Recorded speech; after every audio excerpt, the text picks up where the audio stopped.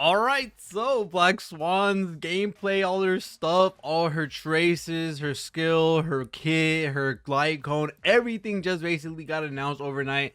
I was thinking about covering it, but I feel like most of y'all already know what most of it is in all honesty. So we're gonna be going over it today, and also specifically why I think, especially because I skimmed through it a little bit, is that Black Swan, and y'all may be right, Black Swan might be more broken than what she already looked like. She looks like an amazing character, a mix between DPS and support, which is kind of crazy, especially for someone like Kafka. Now, it does put Black Swan in her own role, in my honest opinion, and it does put Kafka in a better spot as well, just because this is full-on dot support or support in general, and that is just an overall really good thing with you doing a lot of damage and you also being a support character. This overall is going to be monumental moves for the dot team, monumental moves for Nihility itself. Let's go ahead and start talking about Black Swan, and the design looks so good. The design looks so good, so this is super cool. She is the Nihility win if y'all don't remember, and going through the traces, which are usually the most important thing that we need to talk about with characters.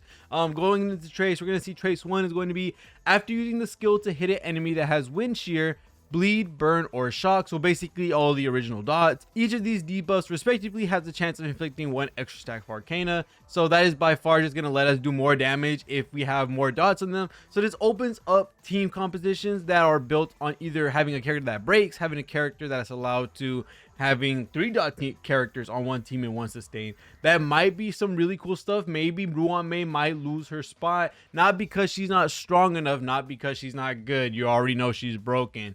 But if you want to maximize Black Swan's damage, maybe looking at something like this might allow you to get some nasty amounts of Arcana stacks, where you're going to let you nuke down the enemy with a dot, which would be super freaking cool. So that might be a thing that we might have to look forward to when it comes to doing this, and also seeing that she can do a fat ton of damage with extra dots, because it's going to be super, super cool. And then also, wait a minute. Okay. There's a chance to inflict 1 stack of Arcana when a target enters battle. Every time an enemy target receives dot during a single attack by an ally, there is a chance for the target to be inflicted with 1 stack of Arcana. There's a limit to a number of Arcana stacks that can be inflicted on the enemy in a single attack. So off the bat, Kafka's 100% gonna like this. She's retriggering all the dots, giving Arcana no matter what. So Kafka's in the run for this. All the dot characters really, especially with E6 Luca, might be absolutely insane, because he does a dot every single time he punches in his enhanced basic attack. If he does have E6, which is absolutely nasty, I think it is E6. So that's absolutely nasty. When I think can proc her own burn, Sambo can proc his own wind shear a billion times with E4 as well. There's a lot of different characters that are in the dot class that are able, or dot archetype, that have the way of retriggering their own dots. So it's not like she is absolutely tied to Kafka. Do you need Kafka? I would say it'd be better to have her, in all honesty. Like, I would say it'd be better to be able to invest in the dot team overall if you are looking to getting Black Swan. But it's looking like you might not need her overall 100%, like you slightly less, let's just say that. I still do want people, or if you are able to get Kafka, to be able to invest in the dot team, because it just makes the team so much better. But if that's not the case, I do think Black Swan is definitely a carrier that can hold her own for sure, and increases damage dealt by unit equal to a certain percentage of effect hit rate up to a limit. So basically you're guaranteeing all your dots with Black Swan for sure, because we are doing something weird with the damage dealt buff that we are getting with the effect hit rate, similar to how Ruan Mei did it with break effect, but we're not giving it to other people, we're instead giving it to ourselves. So this is really cool. And then we also have this brand new trace material, which is going to be Fiery Spirit. We also are going to be using the weekly boss, the brand new one, so make sure to be grinding that out if you can. And then I think this is actually something we can grind now, if I'm not wrong. I'll have to see. I'm not 100% sure. I don't remember it. I don't pay attention to these, I just grind it. So for Arcana, for the technique, is going to be at the beginning of the next battle, there's a chance to inflict a stack of Arcana on each enemy. If Arcana is successfully inflicted on the enemy, this effect will be repeated on the affected enemies until it falls into inflict Arcana on any of them. The rate trigger of an inflicting Arcana will be lowered. Okay, so basically it's gonna infinitely apply until it fails. So that's a really cool thing. It's very lucky, I'm assuming. And the luck, I guess you would say, just trickles down every time you get it. So Arcana stack 1, yes, okay, now it's 50%. Arcana stack another one, 25%. Another one, maybe like 15, 10, 5, you know, it gets lower and lower. So that's pretty cool. Seeing that we can stack up some nice damage at the very start with her technique, which is really, really cool. For the basic attack, deals wind damage to a single target enemy with a chance of inflicting 1 stack of Arcana, and if the hit target currently has any of the original dots applied to them, each respectively has a chance of additionally inflicting 1 extra stack of Arcana onto the enemy. So without looking at the rest of her stuff at the current moment, her basic attack does seem very integral to her kit because it is going to be applying a stack of Arcana for every single dot that's on the character at the current moment. So this is a very important thing. Not only is this very good because it is going to give you more damage overall with stacking Arcana, this is also another thing you should notice is going to allow her to be SP neutral or SP not SP negative, but SP neutral, SP positive, which is very, very cool depending on how her skill and her ultimate works. Looking at the talent, which is actually Arcana, with each enemy target has a certain chance to start at the each enemy target has a certain chance at the start of each turn to be afflicted by a stack of Arcana for every instance of dot sustained. When afflicted by Arcana, enemy targets will receive wind dot at the start of each turn. With each Arcana increases the damage multiplier, which is then reset to 1 stack, and then the stacks go as follow. I'm pretty sure that just talks about it having it on them. Over 3 stacks, inflict wind dot to adjacent enemies, and has a chance of inflicting 1 stack of Arcana to adjacent targets. Oh my god, adjacent dot damage? Dot's kind of nasty right now, I'm not gonna lie to you.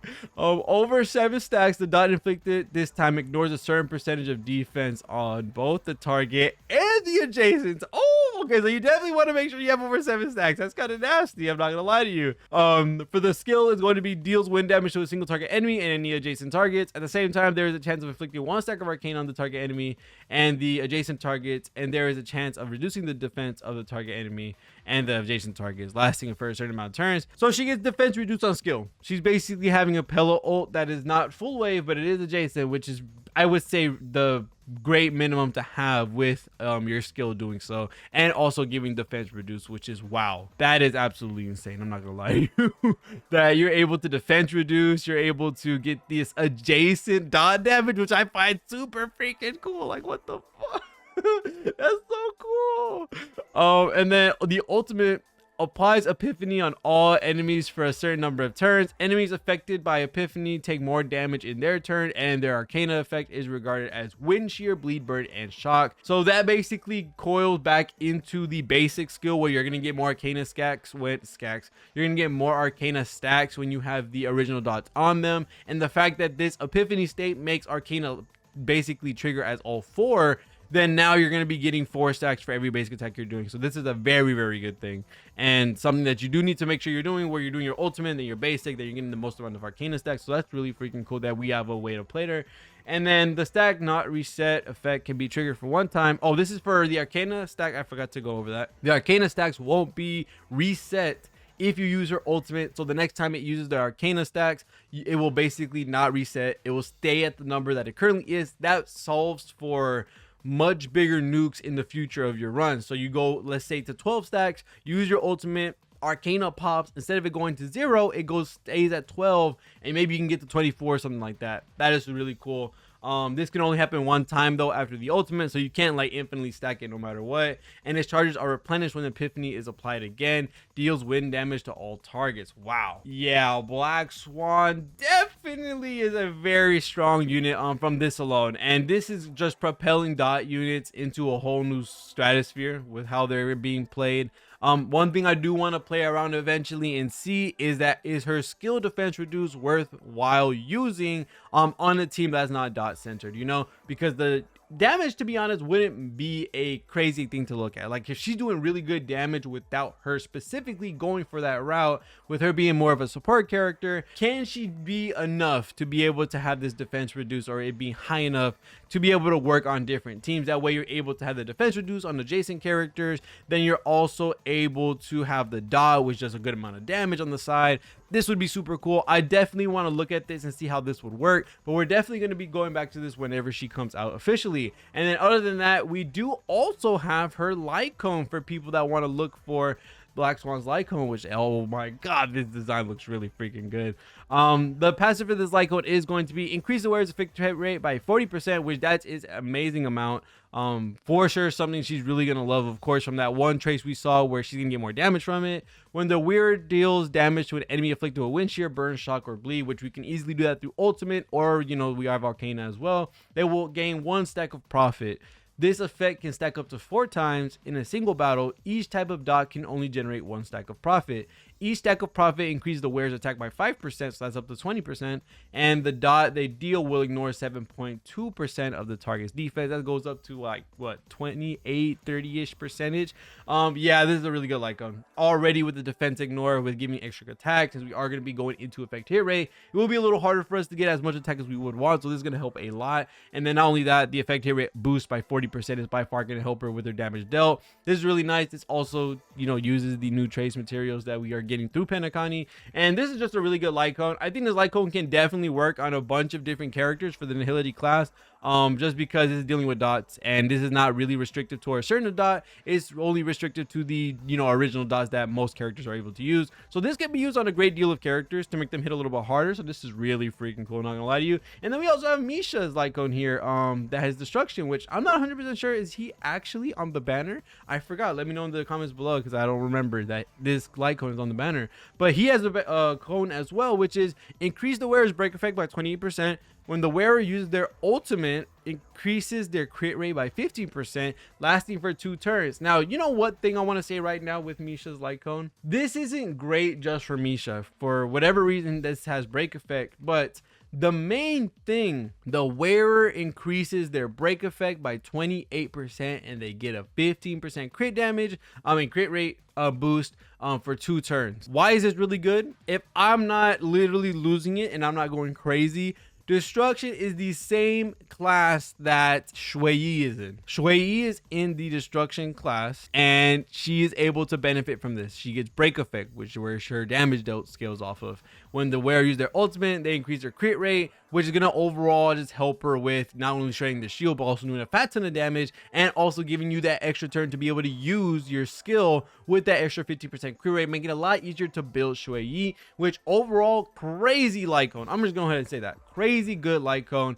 I'm pretty sure more units can use this in the future for sure, but seeing that Shui Yi is getting a buff with this Lycone alone is really, really good. And then we also have the 2 other, which are absolutely crazy of a Lycone. Holy crap. Shui Yi God tier Lycone, and then we now have Resolution Shines on the Lycone banner, and Dance Dance Dance on the Lycone banner. Oh my god, they have by far some of the craziest 4-star lineups on this banner, period. This is going to be so hard for free to play. Holy crap, what the fuck? This is crazy. I'm not gonna lie to you, this is kind of crazy. I don't know, that's kind of wild. I'm not gonna lie to you, this is kind of a crazy 4-star banner lineup. This is crazy. I'm sorry how many times I'm saying it, but it's true. But that's going to be it for today's video. This Lycone is really, really good. The 4-star lineup for this Lycone is absolutely amazing. There's major buffs already for certain characters with that new Lycone, and then overall Black Swan just feels like she is a really freaking strong unit, being a support and a damage dealer at the same time, which is kind of unprecedented, something we haven't had where a character is dedicated damage with having abilities to support other teams. I definitely will check her out with other teams, which that's going to be its own video, kind of like the gameplay videos we've been doing for a long while. But it's very exciting, 100%. I'm very excited for 2.0. I know it's been a very fiery arena around us waiting for 2.0 with all the stuff that's been happening, and I don't have my own thing to say about that. But other than that, thank you guys so much for watching all the way to the end. See y'all in the next one, and peace.